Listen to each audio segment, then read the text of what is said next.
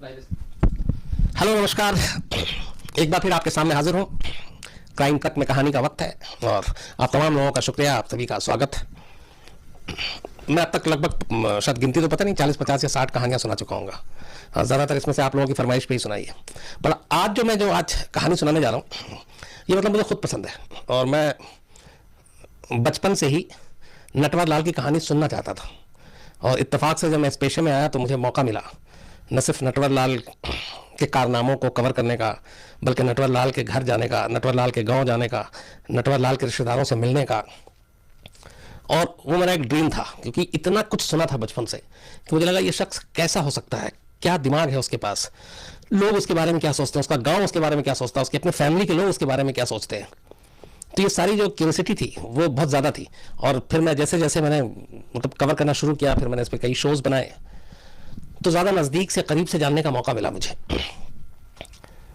तो आज मैं नटवर लाल की आपको पूरी कहानी, जो मैंने भी महसूस किया, जाना, जो लोगों ने बताया नटवर लाल के बारे में, लोग क्या सोचते हैं, उसके अपने क्या सोचते हैं, वो आप तक पहुंचाने की कोशिश करूंगा। इस कहानी की जो जर्नी है वो भी बड़ी खूबसूरत, बड़ी अच्छी थी और बड़ा इसमें कई मज़ेदार चीज़ें भी होती हैं। हुआ ये था कि बीच में जब 2009 के आसपास ये खबर आती है कि नटवर लाल के एक वकील ने कोर्ट में एक अर्जी डाली कि नटवर लाल के खिलाफ देश भर में 100 से ज़्यादा जो मुकदमे हैं उन मुकदमों को बंद कर दिया जाए, क्योंकि नटवर लाल की मौत हो चुकी है। लेकिन अदालत मानने को तैयार नहीं, क्योंकि इतिहास इतना ज़्यादा डरावना था नटवर लाल की रिहाई, फरारी, गिरफ्तारी को लेकर कि कोई भी मतलब नटवर लाल का नाम सुनते ही यकीन पे भी फिर यकीन करने को मन नहीं करता, कुछ ऐसा हो जाता है। तो अदालत भी पसोपेश में थी कि क्या करें। तो ये उस वक्त सुर्खियों में खबर थी। तो फिर उसी वक्त, उसी बहाने कि नटवर लाल वाकई ज़िंदा है, मर चुके, तो मुझे इसकी इन्वेस्टिगेशन के लिए मैं गया और फिर मैंने उन जगहों पे जहाँ जहाँ नटवर लाल को आखिरी बार देखने की बात आई थी, या ज़िंदा होने के सबूत थे या मुर्दा होने के सबूत थे, उन जगहों पे मैं गया और मैंने इसकी रिपोर्टिंग की। तो सबसे पहले हमने कहा कि शुरुआत क्यों ना करें नटवर लाल के गाँव से, जहाँ पर जन्म हुआ था। तो हम जो नटवर लाल का जो गाँव है वो सिवान ज़िले में आता है। सिवान डिस्ट्रिक्ट अपने आप में बड़ा फेमस है एक शख्स की वजह से, और वो एक गैंगस्टर जो पूरे सिवान और के जो सांसद बाहुबली नेता शहाबुद्दीन अभी जेल में है लंबे साल से।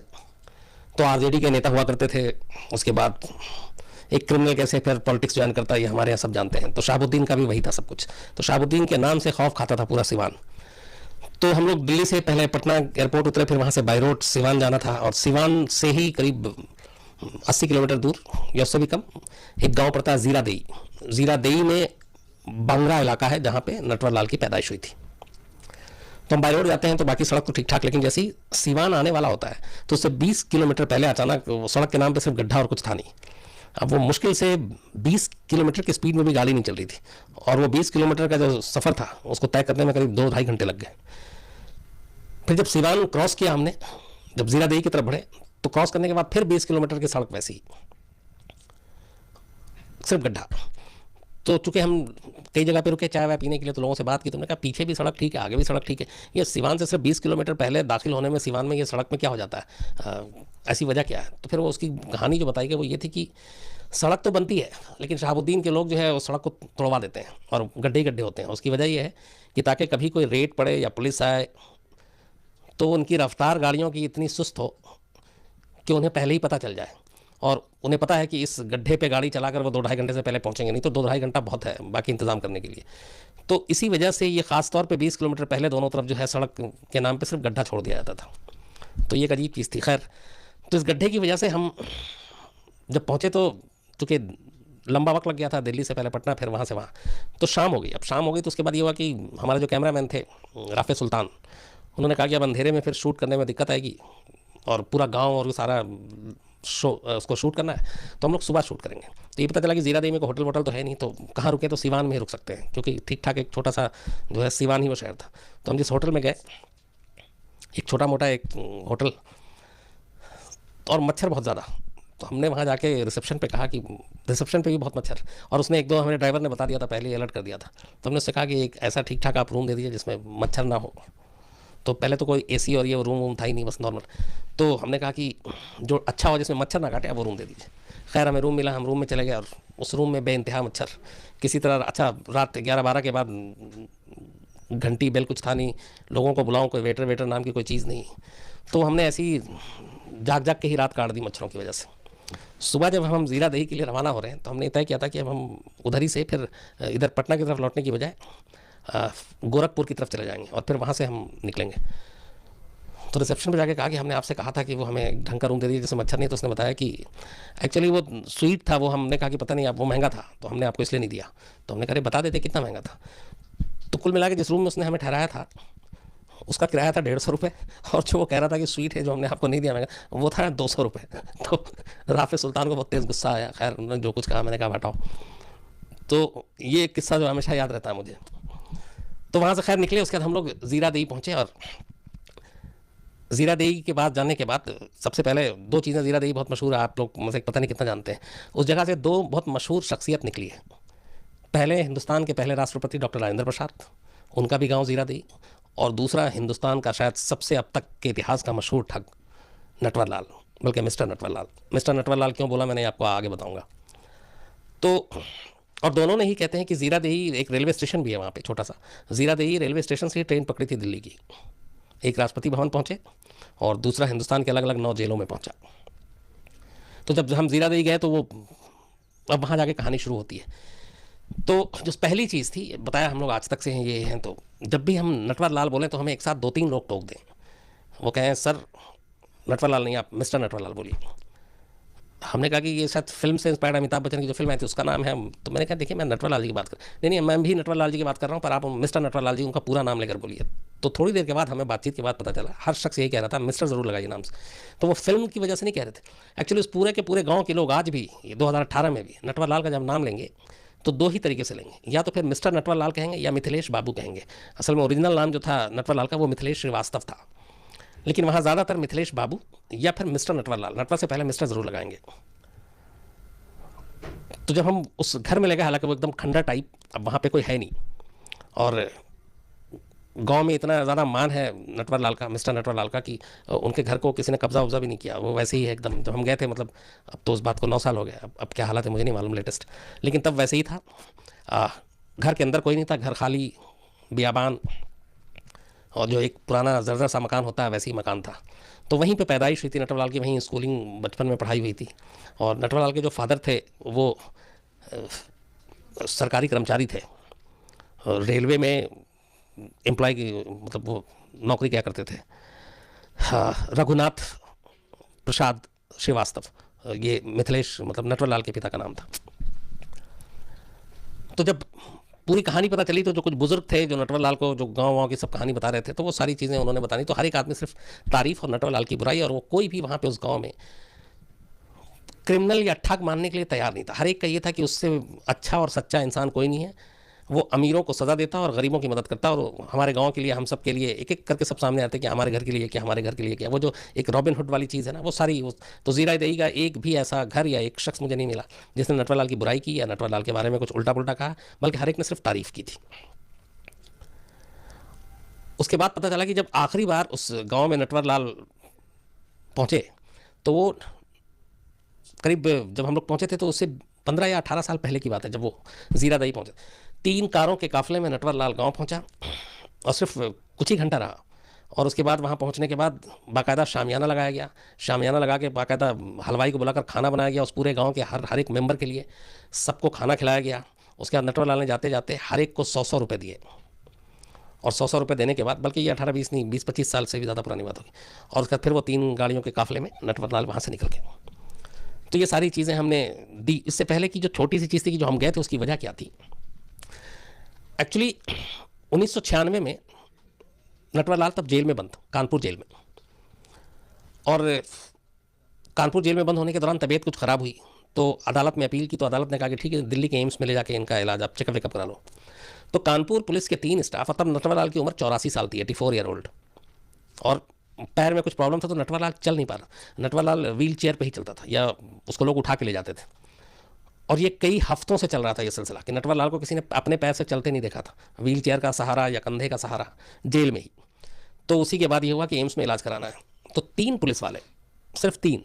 नटवर लाल का कद और वो सारी कहानियाँ याद करें तो मुझे लगता कम था, लेकिन यहीं पे नटवर लाल था। कानपुर से 3 पुलिस वाले नटवर लाल को अपनी निगरानी में लेकर ट्रेन से दिल्ली पहुँचते हैं। दिल्ली में ट्रेन रुकती है। ट्रेन रुकने के बाद नटवर लाल को नीचे उतारा जाता है व्हील चेयर पे, और व्हील चेयर से उतार कर फिर वो जो प्लेटफॉर्म पे बैठने के लिए जगह होती है, तो 2 पुलिस वाले हेल्प करके और नटवर लाल को वहाँ बैठा देते हैं, क्योंकि अब उन्हें बाकी एम्बुलेंस और इन चीज़ों का इंतज़ाम करना था। इसके बाद एक पुलिस वाला चला जाता है टिकट का इंतज़ाम करने के लिए, दूसरा जाता है किसी और काम से, तीसरे को नटवर लाल, अब नटवर लाल उस पर लेटा हुआ ऑलरेडी, वो अचानक कहता है कि ज़रा चाय पीनी है, तो वो कहता अच्छा मैं लेकर आता हूँ। अच्छा, तीनों पुलिस वाले के दिमाग में ये है कि ये बंदा 15-20 दिन से चल फिर भी नहीं रहा है, अपने पैर पे खड़ा भी नहीं हो रहा है, व्हील चेयर के सहारा के बिना चल इसको भाग भी नहीं सकता है, तो उसको उस बेंच पे बैठा के लिटा के और तीनों अपने अपने काम से चले गए कि अभी आते हैं। थोड़ी देर के बाद पहला आता है, फिर दूसरा और तीसरा, और तीनों के पैर तले से ज़मीन खिसक जाती है। बेंच से नटवर लाल गायब। अब अफरा तफरी में सब ढूंढते हैं, भागते हैं, रेलवे पुलिस से पूछते हैं, नई दिल्ली रेलवे स्टेशन पुलिस की मदद लेते हैं, बट सवाल ही नहीं है। जो आदमी पिछले इतने दिनों से चल नहीं रहा था, वो कुछ मिनटों में रेलवे स्टेशन से गायब हो गया। वो दिन है 25 जून 1996। उसके बाद से नटवर लाल को कभी किसी ने नहीं देखा, और जब वो आखिरी बार भागा था ये 25 जून 1996 को नई दिल्ली रेलवे स्टेशन से, तब नटवर लाल की उम्र 84 साल थी और वो चल भी नहीं पा रहा था। व्हील चेयर पर पुलिस वाले लेकर आए थे और व्हील चेयर से उतार के रखा, और उसके बाद वो गायब, और नटवर लाल कभी नहीं मिला। इसी के बाद 2009 में पहली बार जब नटवर लाल के एक वकील ने अपील की कि 100 से ज़्यादा केस हैं वो बंद कर दीजिए, क्योंकि नटवर लाल की मौत हो गई है, तो अदालत मानने को तैयार नहीं थी, वो सबूत प्रूफ मांग रही थी, सब कुछ। तो इसी वक्त ये खबर चल रही थी जब हम लोग जीरादेई पहुंचे नटवर लाल की छानबीन करने, जिंदा है या मुर्दा है।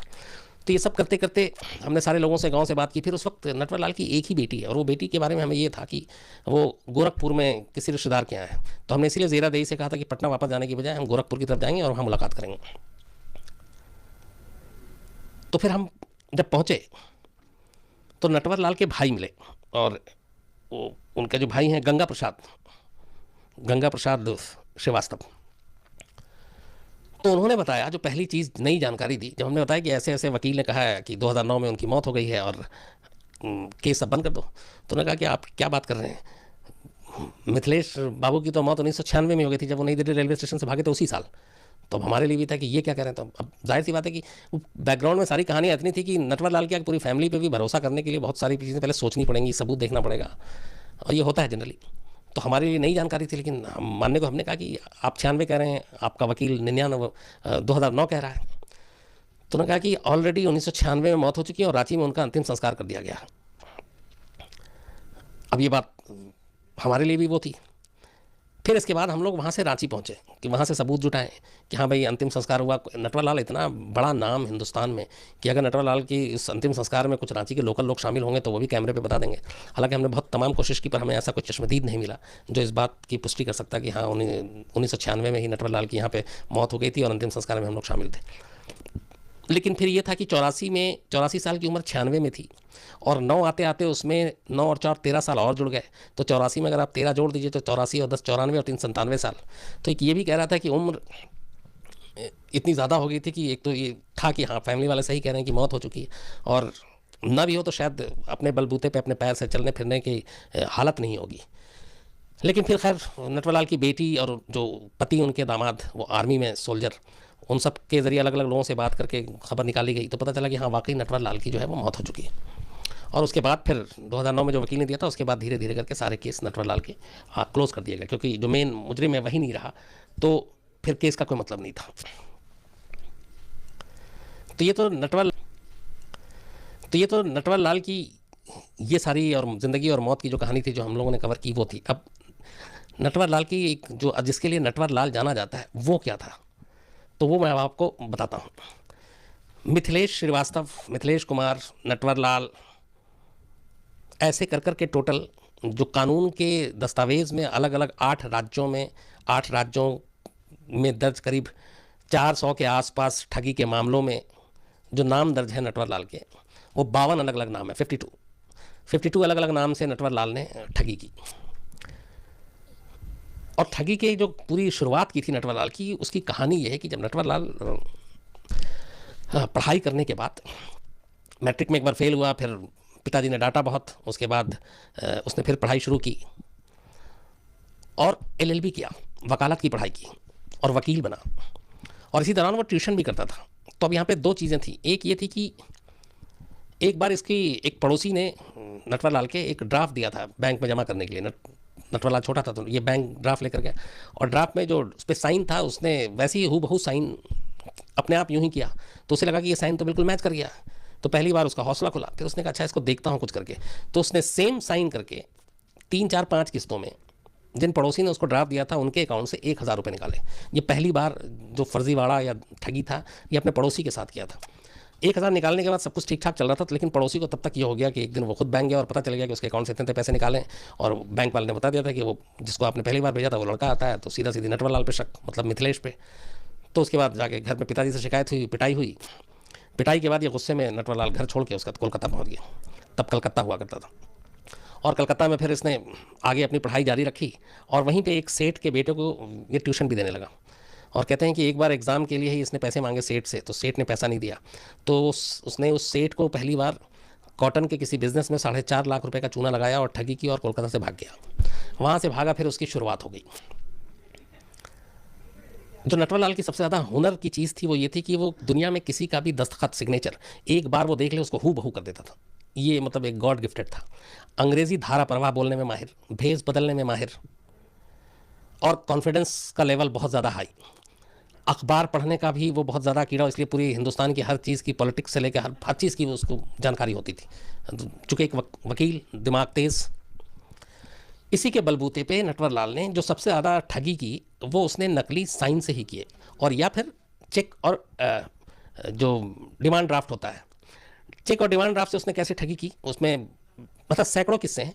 पर आपको एक दो बड़ा अगर मैं बताऊं, बात तब की है जब नारायण दत्त तिवारी फाइनेंस मिनिस्टर थे और राजीव गांधी प्रधानमंत्री थे। तो कनॉट प्लेस की एक वॉच की शॉप में जाता है नटवर लाल, और एकदम नेताओं वाले जो होते हैं उस तरह के कपड़े पहन के, और उस अपने आप को फाइनेंस मिनिस्टर नारायण दत्त तिवारी का PS पर्सनल सेक्रेटरी बताता है, और कहता है कि कल एक कांग्रेस के तमाम बड़े नेताओं की मीटिंग है जिसके लिए राजीव गांधी जी को 90 घड़ी भेजनी है इनकी तरफ से, नारायण दत्त तिवारी की तरफ से, फाइनेंस मिनिस्टर। तो कॉस्टली घड़ी आप सब दिखाइए। उसने सब दिखाया। उसका तो उसने कहा कि ये नॉर्थ ब्लॉक में हम डिलीवरी लेंगे। नेक्स्ट डे वो आया और उनके साथ अपने लेकर वो नॉर्थ ब्लॉक भी पहुंचता है, जो फाइनेंस मिनिस्टर का दफ्तर है। वहाँ पे गाड़ी रुकती है। उसके बाद वो घड़ी लेता है, उसको एक ड्राफ्ट देता है 39,000 कुछ रुपए का उस ज़माने में, और उसके बाद नहीं बल्कि शायद ज़्यादा रकम थी।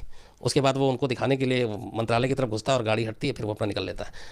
2 दिन के बाद पता चलता है कि वो डिमांड ड्राफ्ट फर्जी था और उसमें कोई पैसे नहीं थे और वो बस फर्जी बना लिया गया था। लेकिन फाइनेंस मिनिस्टर का मामला था, कनॉट प्लेस का वो दुकानदार, उसने डर से दे दिया। तो ये डिमांड ड्राफ्ट और चेक के ज़रिए एक तो बहुत नॉर्मल था। दूसरा, बड़े बड़े इंडस्ट्रीज से बहुत पैसे ठगे। और उसमें हैरत आपको होगी, टाटा, बिरला, इवन धीरू भाई अंबानी, इन लोगों के पास जाकर ऐसे किसी पॉलिटिकल का कोई PS बनकर या कुछ, या सोशल ऑर्गेनाइजेशन या सोशल वर्कर बन के जाके उनसे पैसे लेने और फंड के नाम पे, और ये और सारे वो फर्जी कागजात मंत्रालय के और ये सब देकर, मतलब अंबानी, बिरला, टाटा, और उन सबसे भी लाखों रुपए लेके निकल गए। सबसे जो नटवर लाल के किस्से के साथ जो सबसे इंटरेस्टिंग किस्सा जुड़ता है वो ये है कि नटवर लाल ने अपनी लाइफ में ख़ासतौर पे अंग्रेज़ों को और कुछ एक दो अपने बेवकूफ़ भाइयों को भी 3 बार ताजमहल बेचा उसने। बाकायदा पेपर एकदम स्टैम्प, और वो सारे जो आपके ज़मीन जायदाद और इनके पेपर होते हैं, वो चूँकि उन चीज़ों में बड़ा माहिर था और फर्जरी में, तो इसने 3 बार ताजमहल भेजा, 2 बार लाल किला बेचा। एक बार डॉक्टर राजेंद्र प्रसाद जब राष्ट्रपति थे उसी दौर में राजेंद्र प्रसाद की ही हैंड राइटिंग और एकदम हूबहू साइन किया हुआ लेकर और संसद भवन भी बेच दिया, और उस पर बाकायदा था कि ये प्रेसिडेंट ऑफ इंडिया, और वो एक अंग्रेज़ था जिसको वो पेपर दिया गया था। और ये कहते हैं कि जब ये डील हुई थी, जब पेपर का आदान प्रदान हो रहा था और पैसे ले जा रहे थे, उस वक्त संसद भवन की कार्रवाई चल रही थी, और संसद भवन के अंदर 400-500 अपने सांसद भी बैठे हुए थे, और उसी दौरान उसने पूरा संसद भवन भेज दिया। और एक बार तो वो जो डॉक्टर राजेंद्र प्रसाद जिनकी वो उसने दस्तखत नकल की थी, वो राष्ट्रपति भवन भी भेज दिया। तो कुल मिला के जो मुकदमे दर्ज हैं ऑलरेडी ठगी के, उनमें से 3 बार ताजमहल के बेचने का मुकदमा दर्ज है, 2 बार लाल किला बेचने का मुकदमा दर्ज है, 1 बार राष्ट्रपति भवन और 1 बार संसद भवन। ये नटवर लाल ने अलग अलग टाइम में बेचा।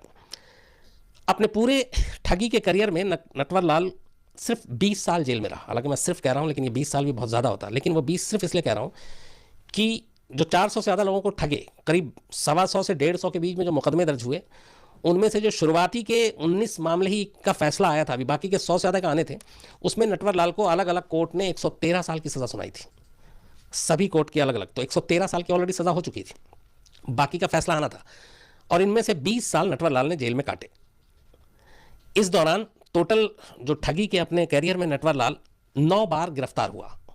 9 बार उसको अलग अलग जेल भेजा गया, Bihar, UP, MP, even Andhra Pradesh. और 9 बार जब जेल गया वो, तो उसमें से सिर्फ एक बार वो जमानत पर बाहर आया था, जो पहली बार था। उसके बाद 8 के 8 बार ये जेल से भागा, कभी इसने जमानत नहीं दी। जो पहली बार जब गिरफ्तार हुआ तो उसमें फरारी नहीं हुई थी, उसमें बाकायदा चूंकि एक पहला मामला था और छोटा मामला था तो उसमें ज़मानत मिल गई थी। उसके बाद ये जो बाकी के 8 बार गिरफ्तार हुआ नटवर लाल, तो 8 के 8 बार मिस्टर नटवर लाल बिना बेल, बिना अदालती फरमान के हमेशा जेल से भागा और इसी तरह चकमा दिया। कभी अपाहिज बन के बैठ गए, सामने वाले को बताइए तो चल भी नहीं सकता और यूँ छू मंतर। कभी कोर्ट में पेशी के दौरान अलग अलग तरीके से।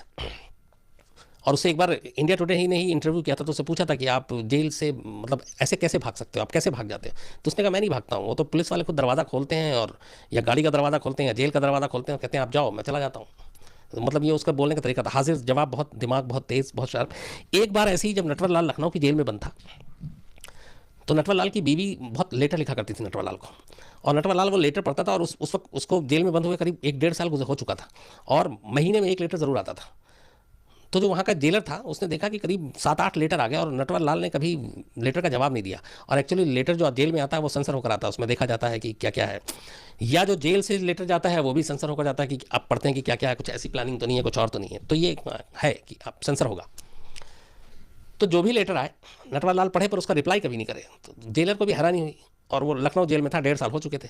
तो एक दिन जेलर ने आकर, जब 7वीं-8वीं बार लेटर आया, तो वो लेटर खुद जेलर बोला मैं जाकर देता हूँ नटवर लाल को, और नटवर लाल को लेटर दिया और कहा कि ये बताओ तुम्हारी बीवी तुम्हें इतना खत लिखती है, तुम कभी इसका जवाब भी दे दिया करो, तुम्हें देना चाहिए, वो परेशान है। तो उसने कहा अच्छा ठीक है। तब नटवर लाल ने पहली बार जवाब लिखा लेटर का, और जाहिर सी बात है वो जेल स्टाफ के पास गया। नटवर लाल ने वो जो लेटर लिखा था उसमें अपनी बीवी को पहली बार उसमें ये लिखा, जो उससे पहले बीवी का था कि बहुत परेशानी है घर में, आप हैं नहीं यहाँ पे, और खेत भी जो है सूख रहा है, और पैसे नहीं है जुताई के लिए, तो सारी चीज़। तो नटवर लाल ने इधर से लेटर लिखा, उसने लिखा कि थोड़े दिन की बात और है, परेशानी, मैं बाहर आ जाऊंगा, लेकिन तुम तब तक एक काम करो, वो अपने खेत के वहाँ पे एक जगह ऐसी वो लिखा जो चिन्हित नहीं हो सकता, तो वहाँ पे जाना, करीब 1 हाथ खुदाई करना, तुम्हें वहाँ पे एक अंदर से वो मिलेगा डब्बा, उसके अंदर सारे सोने के जेवर हैं, वो निकाल लेना, और उसका उसको बेच के और तुम अपने घर की ज़रूरत पूरी करना, और बाकी खेत वेत की जुताई वुताई भी सब करवा लेना, फसल वसल से सब ठीक हो जाएगा। ये उसने लेटर लिखा और दे दिया। अब जाहिर सी बात है लेटर सेंसर होना था। पुलिस ने लेटर पढ़ा, नटवर लाल की ठगी के कारनामे, ज्वेलरी शॉप और ये सबको बहुत लूट चुका था ऑलरेडी, तो पुलिस ये सब थे। तो जैसे ही जेलर ने देखा, तो जेलर की भी आंखें चौंधे आई, फिर लोकल पुलिस को खबर किया, इन लोगों को लगा कि बहुत सारे जो ठगी के पैसे जेवर हैं वो अब बरामद होंगे। तो लेटर तो बाद में पहुंचा बीवी के घर, पहले पुलिस पहुंच गई उस गांव में और उस खेत में, और उसके बाद अगले दिन पुलिस की पूरी टीम मजदूरों को लेकर आई, और वो खेत की खुदाई शुरू हो गई उस जेवर को ढूंढने के लिए। तो पहले 1 हिस्सा, 2 हिस्सा, 3 हिस्सा, पर सुबह से शाम हो गई, पूरी खेत खुदाई हो गई, लेकिन वो जेवर नहीं मिला। उसके बाद खैर पुलिस वालों को लगा कि पता नहीं क्या निकाल लिया होगा, वो चले आए। करीब 15-20 दिन के बाद जेल में फिर एक ख़त आता है नटवर लाल की बीवी का, और उस ख़त में लिखा हुआ था कि थैंक यू जेलर साहब, आपकी वजह से मेरे खेत की जुताई हो गई, पैसे नहीं थे और इस बार फसल भी अच्छी है, तो हम लोग आपको दुआ दे रहे हैं। तो जेलर ने जब नटवर लाल से पूछा था ये है क्या, तो उसने बोला कि आपके ही ज़िद पे मैंने ये लेटर लिखा है, इसलिए मैं ख़त नहीं लिखता हूँ। तो ये एक बहुत मशहूर किस्सा, और ये सच्चा किस्सा है, ये रिकॉर्ड पे है, जिसमें बाद में मुहावरे भी बने, जोक्स भी बने होंगे। लेकिन ऐसा नटवर लाल का मतलब ये दिमाग था, और इस तरीके की चीज़ें होती थी। एक बार ऐसी, जब कानपुर जेल में नटवर लाल बंद था, तो कोर्ट में पेशी के लिए ले जाया गया, तो जो जज थे वहाँ पे, तब तक नटवर लाल का नाम बहुत फेमस हो चुका था इस वजह से कि ये ताजमहल और संसद भवन भेज दिया, तो तुम कैसे कोई आदमी भेज सकता है। तो ये होता था कि नटवर लाल मुहावरे में भी इस्तेमाल होने लगा था कि अरे तू क्या नटवर लाल है।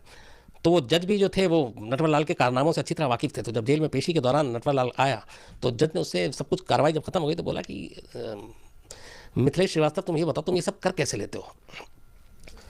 तो नटवर लाल ने कहा कि जज साहब आपके पास 1 रुपया है क्या। तो जज ने बोला क्यों, बोला नहीं है तो बताइए।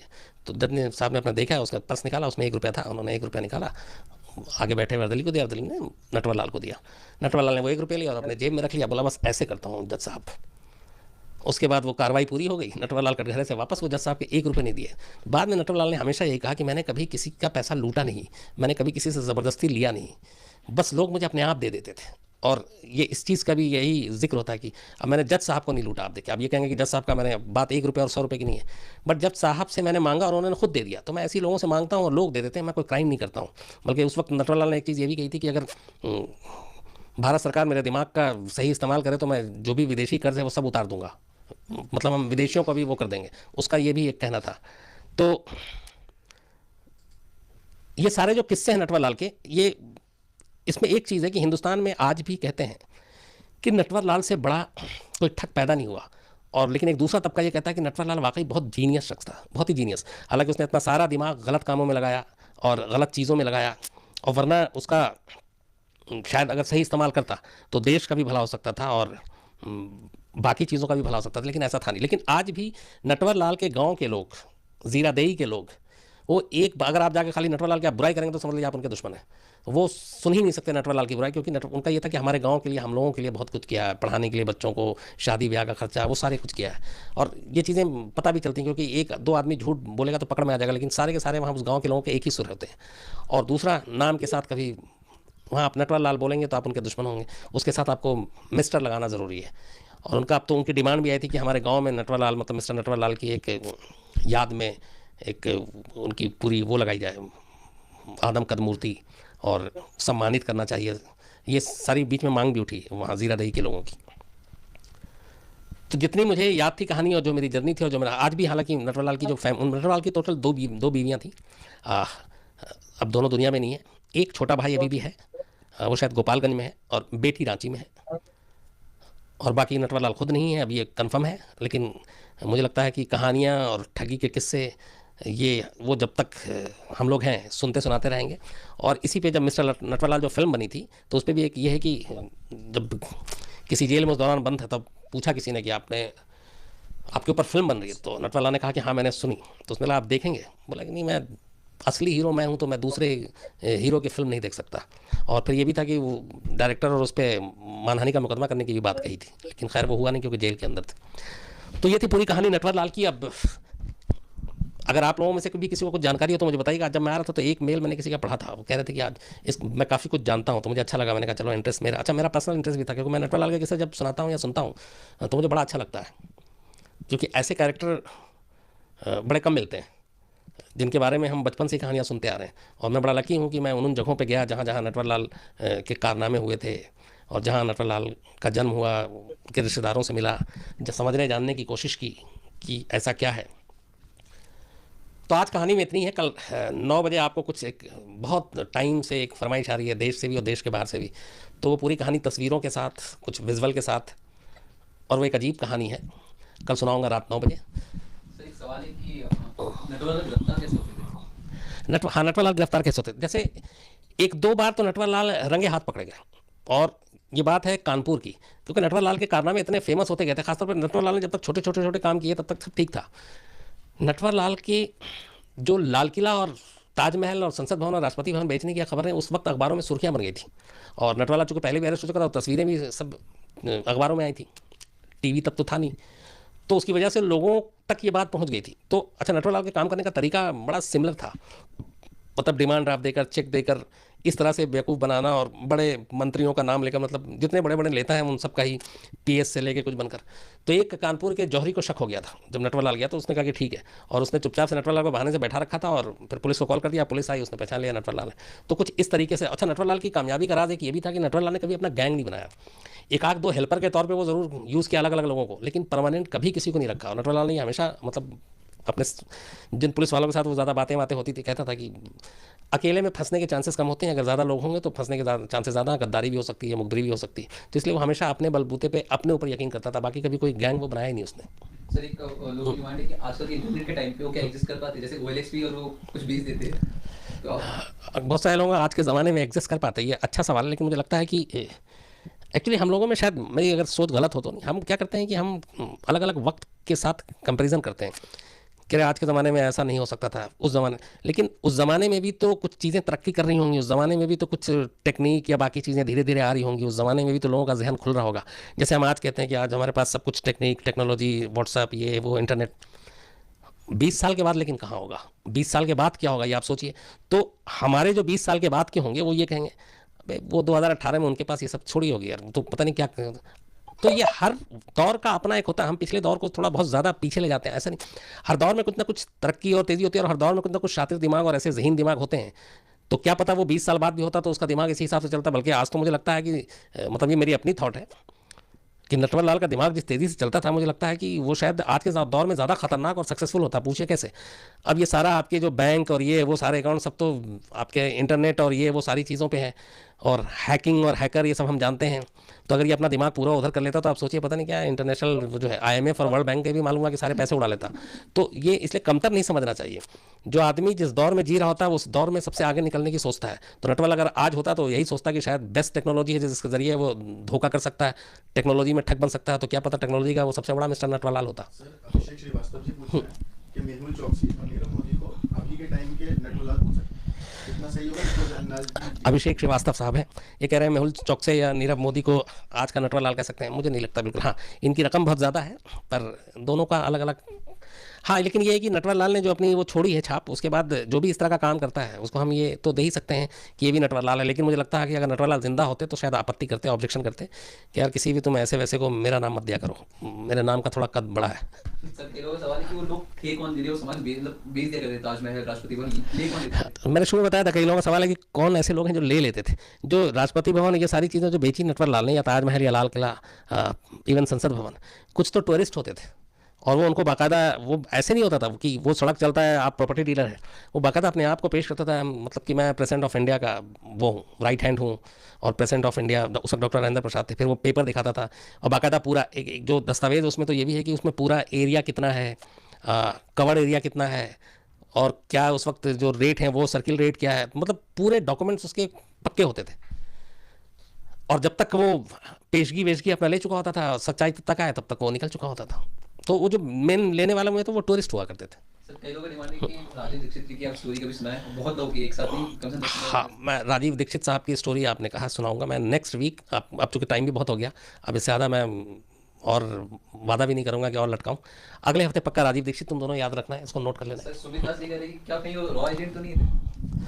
सुमित दास कह रहे हैं कि रॉ एजेंट तो नहीं थे। नहीं, ये तो नहीं कह सकते, क्योंकि रॉ एजेंट इस तरह से खुलेआम कानून का उल्लंघन नहीं करेंगे और ना ऐसी ठगी करेंगे। सर अभिजीत दाटिया जी पूछ रहे हैं कि is cheating glorified in his village today, मतलब उनके यहाँ गांव में ग्लोरीफाई किया जाता है स्टोरी। अभिजीत का कहना है कि वहाँ पे क्या इसको ग्लोरीफाई किया जाता है, उनके गांव में नहीं। अब उनके गांव में जो है अभिजीत, वो ये है कि वो लोग वही है कि वो मानते ही नहीं कि नटवर लाल ने कभी कोई गलत काम किया। उनका कहता है जो अमीर लोग गरीबों को लूटते थे, उन अमीरों को नटवर लाल लूट के और हम गरीबों को की मदद करते थे। वो रॉबिन हुड वाला जो है चीज़, तो वो नटवर लाल, अच्छा वो एग्जाम्पल थे कि नटवर लाल ने कभी किसी को चाकू नहीं मारा, कभी किसी का कत्ल नहीं किया, कभी किसी को चोट नहीं पहुँचाई, और कभी किसी को चाकू या गन पॉइंट के नोक पे भी नहीं लूटा। और ये कमाल है, वैसे नटवर लाल ने 400 से ज़्यादा ठगी के किस्से हैं, लेकिन कोई भी एक ऐसा मामला नहीं आता जिसमें नटवर लाल ने कभी हथियार का इस्तेमाल किया और हथियार के बलबूते पे किसी से पैसे जेवर कुछ भी लूटा, कभी नहीं। उसने सिर्फ अपनी बातों से, अपनी अदाओं से, अपने हाव भाव से, अपने कॉन्फिडेंस से, अपनी ज़ुबान से लोगों को लूटा। सर एक सौरभ है, वो बोल रहे हैं कि सर नटवर लाल जैसे जीनियस इंसान के दिमाग का अगर सरकार सही इस्तेमाल करती तो सच में फायदा होता, पर उसे गुनहगार बनाने के पीछे हमारी सोसाइटी का कितना बड़ा हाथ है? सौरभ साहब का ये कि नटवर लाल को गुनहगार बनाने के पीछे हमारी सोसाइटी का कितना हाथ है और क्या उसके दिमाग का बेहतर इस्तेमाल हो सकता था। देखिए, हर इंसान के साथ सोसाइटी या समाज में जहाँ हम रहते हैं, ज़रूरी नहीं कि सब कुछ अच्छा हो। कई बार कुछ चीज़ें ना चाहते हुए भी बुरी हो जाती हैं, लेकिन उसका ये मतलब नहीं है कि आप मायूस और नाउमीद होकर आप कानून के दुश्मन बन जाएं, कानून अपने हाथ में ले लें और आपको लगे कि आपके साथ तो सही नहीं हुआ तो अब आप दूसरों के साथ सही नहीं करेंगे। ये सोच ही अपने आप में ख़तरनाक, और इससे एक सभ्य समाज का जो है वो बैलेंस पूरी तरह बिगड़ जाता है। तो कई बार हो सकता है कि किसी के साथ नाइंसाफ़ी हुई, अच्छा नहीं हुआ, लेकिन उसका ये मतलब नहीं है कि आप उसके लिए खुद कानून के मुजरिम बन जाएं, बल्कि लड़ना चाहिए और कोशिश ये करना चाहिए कि उसको ठीक करें। सर स्वप्निश देवगढ़ बोल रहे हैं, उनकी मौत के इतने साल के बाद उनके वकील ने जब पिटीशन दायर करी तो उनको किसने बोला गया था डालने का? स्वप्नीश साहब का है कि उनकी मौत के इतने साल के बाद वो 2009 में पिटीशन दाखिल की, वकील ने वो किसने कहा था, वो उनकी फैमिली की तरफ से कहा गया था। और उसकी वजह ये थी कि चूँकि अदालत में मुकदमा चल रहा था और बहुत सारी चीज़ें थी नटवर लाल की, कुछ प्रॉपर्टीज़ और ये वो सबको लेकर, तो वो भी सारी उसी हिसाब से कानूनी कार्रवाई के हिसाब से चीज़ें चल रही थी। दूसरा एक ये भी था कि एक वो हट जाए, क्योंकि नटवर लाल तब भी भागे हुए थे। जब भी नटवर लाल भागते तो नटवर लाल के जितने रिलेटिव या फैमिली के मेंबर हैं उनको जाकर पुलिस फिर तंग किया करती थी। कई बार घर के पीछे आगे मुखबिरी भी होती रहती थी, जासूस भी छोड़ दिए जाते थे कि भाई आए तो पकड़ लेंगे, उठा लेंगे। तो फैमिली भी डिस्टर्ब होती थी। तो उसने कहा कि चलो अब ये क्लियर ही कर दो कि डेथ हो चुकी है, ताकि ये नटवर लाल का पीछा कम से कम अब पुलिस और कानून छोड़ दे। सर सोनू पाठक जी सर वो पूछ रहे हैं कि उन्होंने सुना है कि शायद से राजेंद्र प्रसाद जी ने नटवर लाल को जॉब के लिए दिल्ली बुलाया था, तो क्या कितनी सच्चाई है इसमें? सोनू पाठक साहब का कि नटवर लाल को जॉब के लिए राजेंद्र प्रसाद जी ने दिल्ली बुलाया था, नहीं ये सिर्फ एक कहानी है, सच्चाई इसलिए नहीं है। बस सच्चाई इसमें इतनी है कि जीरादेई रेलवे स्टेशन से ही नई दिल्ली के लिए दो लोगों ने ट्रेन पकड़ी थी। एक डॉक्टर राजेंद्र प्रसाद ने पकड़ी थी जो सीधे राष्ट्रपति भवन पहुंचे, दूसरा जो पकड़ा वो मिथिलेश श्रीवास्तव उर्फ मिस्टर नटवर लाल ने, जो गुनाहों के रास्ते पे चले और फिर 8 राज्यों में अलग अलग उनके खिलाफ मुकदमे दर्ज हुए और 8 राज्यों की जेलों में वो अलग अलग रहे। और ये जो 300-400 थे, इनमें सबसे ज़्यादा मामला तो बिहार का ही था, उसके बाद यूपी अफेक्टेड रहा, फिर आपके वेस्ट बंगाल, फिर दिल्ली, क्योंकि दिल्ली में सारे नेताओं का सबसे ज़्यादा आसान, नेताओं के नाम पे बन के आसान शिकार होता था। सर एक स्वप्निल श्रीवास्तव की मतलब एक क्वेश्चन है सर, आपकी कहानी कहने का अंदाज बहुत अदब है और अट्रैक्टिव है। मैं कभी ऑनलाइन नहीं आता हूँ पर लेकिन आपकी एक ई से मैं आपकी कहानी रोज खींचा चलाता हूँ, कुछ इंस्पायरिंग स्टोरी भी सुनाइए सर कभी। स्वप्निल श्रीवास्तव साहब है, थैंक यू वेरी मच। आपने एक तो तारीफ़ की, पता नहीं मैं तो बस आता हूँ और शुरू हो जाता हूँ, मुझे नहीं लगता कि मैं कुछ अलग तरीके से सुनाता हूँ, लेकिन हाँ आप लोगों के मेल जो पढ़ता हूँ उसमें ज़्यादातर ये कॉमन एक लाइन होती है, तो फिर भी अच्छा लगता है सुनकर। लेकिन मेरे बारे में जहाँ तक है, मैं सच में मैं कभी सोच के नहीं शुरू करता हूँ, ये भी नहीं कि पहली शुरुआत कहाँ से करूँ, ख़त्म कहाँ से करूँ, बीच का कौन सा होगा, अपने आप बस होता चला जाता है। और कभी आपको इंस्पायरिंग कहानी भी मैं सुनाऊँगा और जल्दी सुनाऊँगा, या कई और लोगों ने भी कहा है और बहुत जल्दी सुनाऊँगा आपको। महेश्वरी जी बोल रहे हैं, आपने कुछ टाइम पहले एक लाइव में एक शेर बोला था कि दीवार के ऊपर सर रखा नजर आता है। हाँ। पता नहीं। अच्छा, मैं अब सोच रहा हूँ कि कुछ इंस्पायरिंग से इस स्टोरी से याद आएगी, हालांकि थोड़ी मेहनत ज़्यादा होगी। मैं क्राइम तक मैं आपको जब कहानी सुनाऊँ तो शुरू करूँ या ख़त्म करूँ, तो किसी, मुझे शायरी का बड़ा शौक़ है और मैं शेर चुराता भी बहुत हूँ, तो किसी शेर पे ही ख़त्म क्या करूँ। तो जब मैं शेर पढ़ूँ तो समझ लीजिए कहानी ख़त्म हो गई। उस दिन की कहानी थी। सर आपने कुछ टाइम पहले लाइव में शेर बोला। हाँ, वो शेर सुनना चाहते हैं। सो महेश्वरी। अच्छा, महेश्वरी जी है। मैंने एक्चुअली वो शेर ऐसे ही बोला था कि वो एक क्राइम रिपोर्टर के हाथ में कभी चांद वांद लग जाए तो वो भी उसकी ऐसी की तैसी कर देते हैं बेचारे, हशर बुरा हो जाता है। तो वो शेर ये था कि आजकल घर से निकलते हुए डर लगता है, चांद दीवार पे रखा हुआ सर लगता है। तो ये था। लेकिन सर ऋषभ जी बोल रहे हैं कि हाँ बताओ। कि वो क्राइम तक की टीचर टीम से मिलना चाहते हैं। अच्छा, क्राइम, हाँ ये ऋषभ साहब आप मिलना चाहते हैं क्राइम तक की पूरी टीम से। इस वक्त आधी टीम है, बाकी टीम को मैं बुलाऊंगा और आओ, मैं चाहता हूँ कि आओ। सर एक सवाल बनर्जी सर ने क्राइम तक छोड़ दिया। एक सवाल है, बनर्जी साहब ने क्राइम तक छोड़ दिया? नहीं, वो असल में बनर्जी साहब क्या कहते हैं, बिजी ज़्यादा हो गए थे और उनके ऊपर और भी जिम्मेदारी दे दी और फिर मैंने कहा कि अभी थोड़ा आप और कुछ कीजिए, फिर मैं लाता हूँ जल्दी उनको। अच्छा, तो आप मुझे तो सुनते रहते हैं कहानी सुन के, और आप, लेकिन जो मेरी पूरी टीम मेहनत करती है, जो सारे वीडियोस देखते हैं, आप सब कुछ सुबह से शाम तक, रात तक, बेचारे बहुत काम करते हैं। अभी सारे नए नए, इन सबकी पहली नौकरी भी है और यहीं इन्होंने पढ़ाई भी की है, इंडिया टुडे टीवी इंस्टीट्यूट में। तो सबसे पहले मैं आज आपको, कल है आज रात 12 बजे एक हमारी सबसे जो छोटी मेंबर है टीम की, बिल्कुल आओ, ये है वर्णिका वाजपेयी। सर वर्णिता। देखा, पहली, मैं हमेशा इसको जानबूझ के मैंने बोला, मैं वर्णिता नहीं बोलूंगा, पहले दिन से वर्णिका ही बोल रहा हूँ। और कल इसका बर्थडे है, देखिए इत्तेफाक से, तो तुमको एक तो एडवांस में हैप्पी बर्थडे। Thank you, बहुत sir. खुश रहो। सकती है, हमारी सबसे टीम की सबसे छोटी बच्ची है और बहुत मेहनती है, बहुत काम करती है। और तुम भी विश कर लो। मैं खुद को ही हैप्पी बर्थडे विश कर लेती हूँ। दूसरा आपके पास यहाँ पे बताऊँ, ये आसिम है। आओ आओ आओ। ये आसिम, इसको पहले भी 1-2 बार देखा होगा, ये पीछे कैमरा पता नहीं क्या क्या ठीक करता रहता है और बाकी चीज़ें, और बोलता है कई बार मेरा मूड नहीं होता कि आज ये स्टोरी पता नहीं सुनाओ ना सुनाओ, काम बहुत है। तो ये 3 लोग हैं जो मुझे फोर्स करते हैं। तीसरा इधर से बुलाता हूँ मैं, ये दीपक है। तो ये जो आपके सवाल पढ़ के अभी बता रहा था सब, तो ये दीपक, आसिम और चलो वर्णिता ही बोल देता हूँ। तो ये हमारी आधी टीम है, मतलब कायदे से जो पूरा सारा देखते हैं, ये मेन यही देखते हैं। इसके अलावा 2-3 और चेहरे हैं जो कम आते हैं। एक जो सबसे खतरनाक है वो अमित सिंह, वो आता ही नहीं है कैमरे पे, तो वो मैं आएगा तो उससे भी आपको मिलाऊंगा। और बस इसी तरह आप देखते रहिए, अच्छे रहिए और सब्सक्राइब करते रहिए क्राइम तक। बेल आइकॉन भी बजाना है। ठीक है, ओके। तो कल 9 बजे मुलाकात होगी। Thank you very much.